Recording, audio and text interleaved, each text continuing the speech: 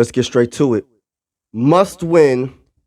Sweep the Packers, please. This is the game preview between the Vikings versus the Packers.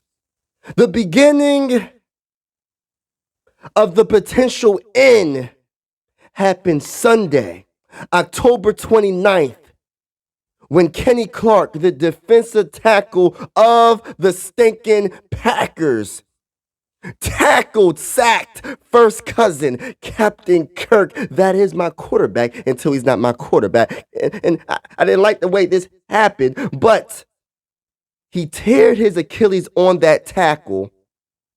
And on top of tearing his Achilles on that tackle, this happened in the fourth quarter when we were up 24-10.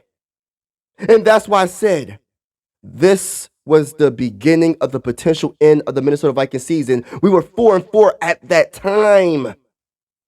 So sweep the Packers. Please sweep the Packers, because I can't stand them. Out of all the teams in the NFL, that's the team I can't stand the most. But this is the keys to victory.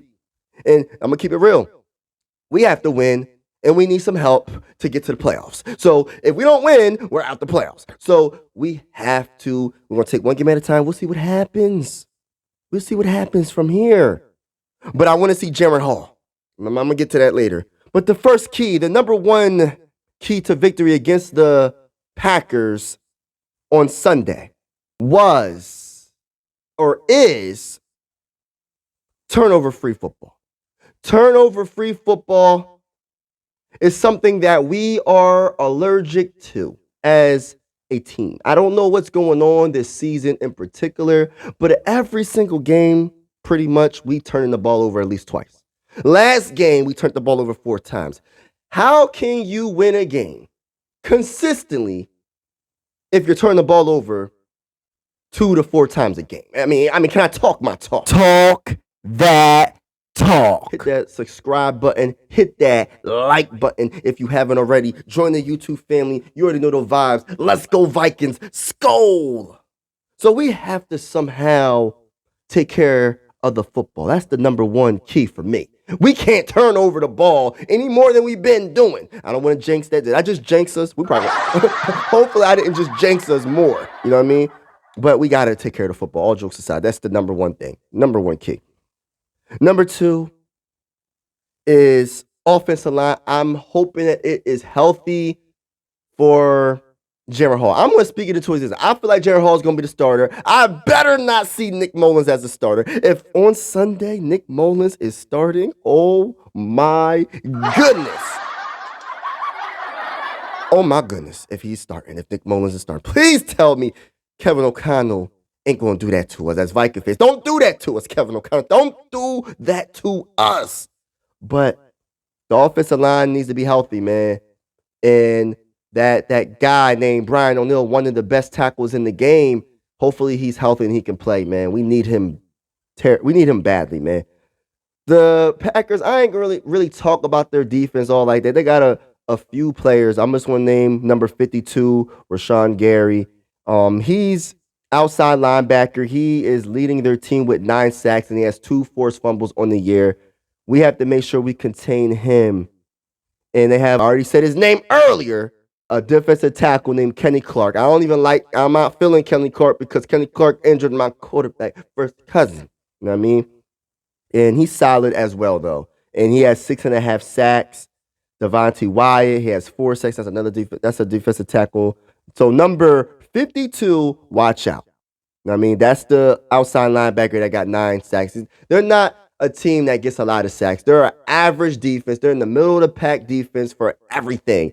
Everything pretty much they're in the middle of the pack. When it comes to stopping the pass, they're in the middle. We're really, really bad at running the ball as a freaking offense. Like, what are we ranked right now? We're 27th out of 32 teams when it comes to rushing the ball. We gotta get it together, man, when it comes to running the ball. And I'm hoping if in the draft, this upcoming draft, we draft a running back in the high rounds. I do not want to wait until the 7th round to draft a running back. Running backs is such an important part of being successful to get a Super Bowl. And we got to stop. We got to put some more respect on the running back position's name. They do so much, man. They catch the ball, they run, of course, they block, they do a lot of stuff for us. So we got to put some more respect on that position. And most of the teams that are the top teams in the NFL right now, they have a running game or they have a dual threat quarterback that can get you yards as well. And I'm not saying the quarterback has to be on the same level of a Michael Vick or a Lamar Jackson, but they can buy time with their legs more times than not, or they can not even just buy time and throw it down the field. They can honestly go get you a first down with their feet if they need to. So, but yeah. So we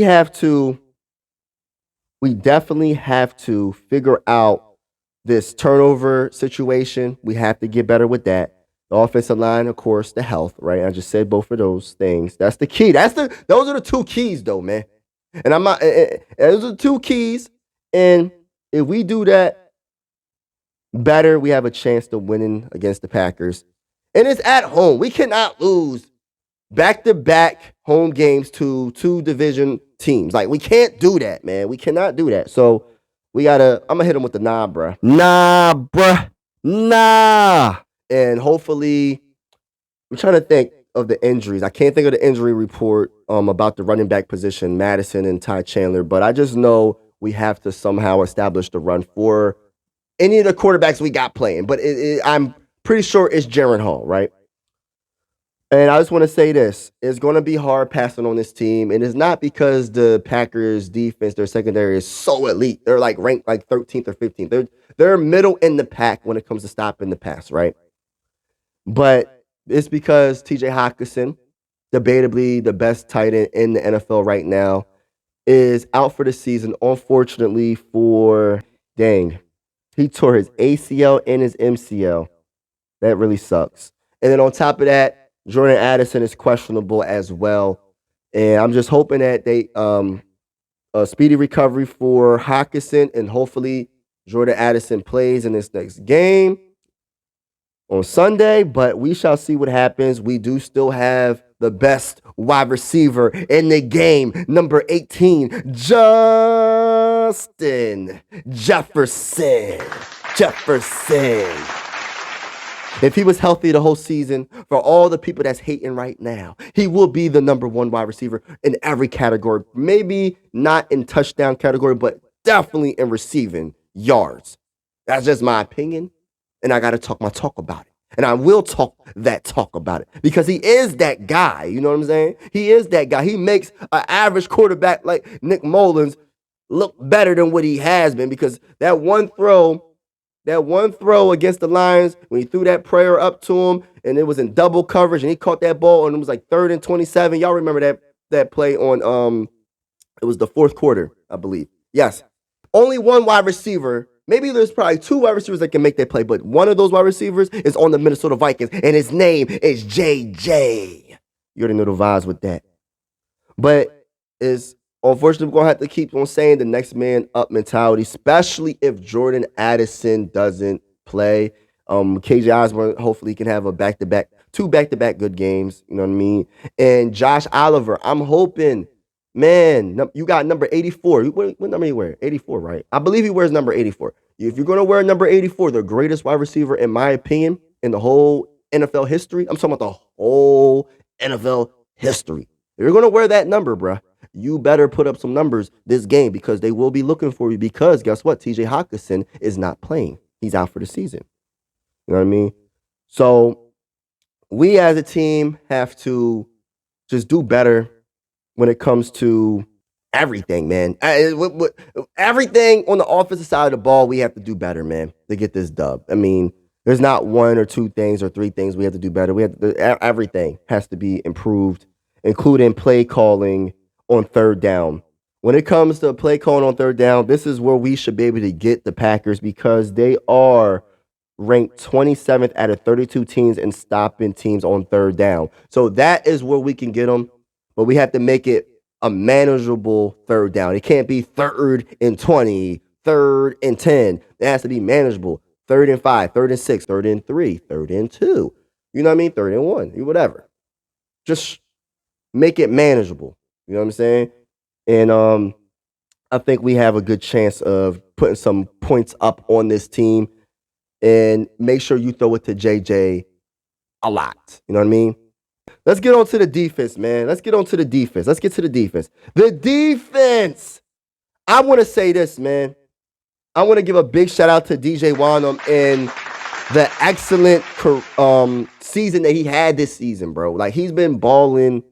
He's been balling, bro. He's been sack machine this year, man. Outstanding season. Terrific season.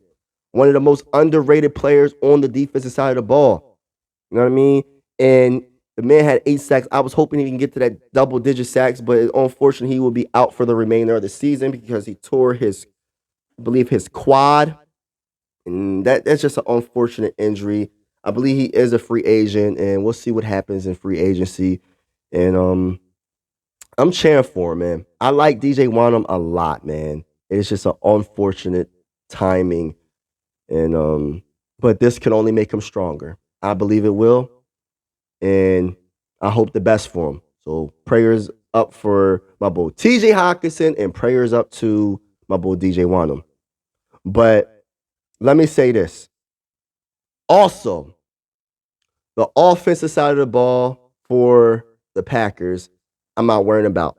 I'm not worrying about none of their players. There's not one player on that team on the offensive side of the ball. Their running backs, their tight ends, their quarterback, anything. Brian Flores and this defense will get after Jordan Love. I feel like they will apply that pressure to Jordan Love. I feel like we will see some blitz packages that we ain't see. It's going to be one of those days where we're going to be applying that pressure to Jordan Love. It's going to be, what's the horn? What's the horn sound? It's going to be sacks all dang on game. Skull, baby. I think Brian Flores is going to have one of the best games this season on the coaching this defense against the Packers. And I think he will. I think he will. Because a lot of people are trying to make it as if, man, the defense is just giving up a whole bunch of points the last few weeks. I mean, if you turn the ball over, how many turnovers in the last 2 games? I believe 6 or 7 turnovers. That's 7 more possessions for the opposing offense to score your defense. This defense is good, but it ain't that good to contain teams. But it actually does contain teams, even with all them turnovers that our offense is giving up. Just here, you get an interception. And the corner over there, you also get an interception. The safety up the middle, I'm going to underthrow you. I'm going to underthrow the ball to Jordan Addison, and you also get an interception. Oh, Madison, you're going to run the ball, and you're going to get tackled for a loss of 3. You know what I mean? It's just always something. 3 and out or a turnover. But this defense has held its own all freaking year, all freaking season. And I have to give a lot of credit to Brian Flores because Brian Flores has done a great job. And the only player that I will say that we had to not really contain, I'm not worrying about this, but I'm just going to say it. Say this wide receiver's name, Romeo. He all right, bro. Number 87. He got 646 yards, 8 touchdowns. I'm not impressed, bro. Their running game, what's their running game? Their running game ain't all that either, man. Like A.J. Dillon, he got 586 yards on the year, rushing yards. He has 2 touchdowns. I'm not impressed, man. I'm not impressed. Aaron Jones, 425 rushing yards, 2 touchdowns. I'm not impressed. And I think he is the RB1 now. I think he took A.J. Dillon's job. I'm not sure if A.J. is hurt, but Aaron Jones is now RB1. The last couple of games, he's been running the ball a lot more. But I just believe in Brian Flores. I believe in this defense. I believe Jordan Love is going to feel the pressure of a great defensive corner, even though we are hurt, even though people might be down a little bit on the season as a whole, we're going to come through. We're going to come through, especially on the defensive side of the ball. That's the one side of the ball that I know that comes through more times than not. And they're going to come through against this team, and we will dominate this team. And I got the final score. I need everybody in the comments below to leave in the comments below what the final score is going to be. I got us winning against the Packers and sweeping the Packers for the season. I don't know when the last time the Packers got swept by the mighty Minnesota Vikings. Leave in the comments below and let me know that if you can find that out. I think it's either 2017, 2009, one of the two. I might be close. We shall see. Y'all leave in the comments below. Let me know. But Final score 35-17. Skull. Let's go, Vikings. You already know those vibes. I'm out. This is the end of the video. I truly appreciate you vibing with the bull. Make sure you hit that subscribe and like button. I'm out. Mike Sports Vibes, thank you for vibing with me. Yeah. Mike Sports Vibes, thank you for vibing with me. I'ma talk that talk about the Sixers and the Vikings. I'ma talk that talk about the Sixers and the Vikings. Let's go. I really do this. I'm a hybrid fan. I'm a stand-up man. They be hating on the squads, but they really a fan. I'ma talk that talk about the Sixers and the Vikings. I'ma talk that talk about the Sixers and the Vikings. Let's go.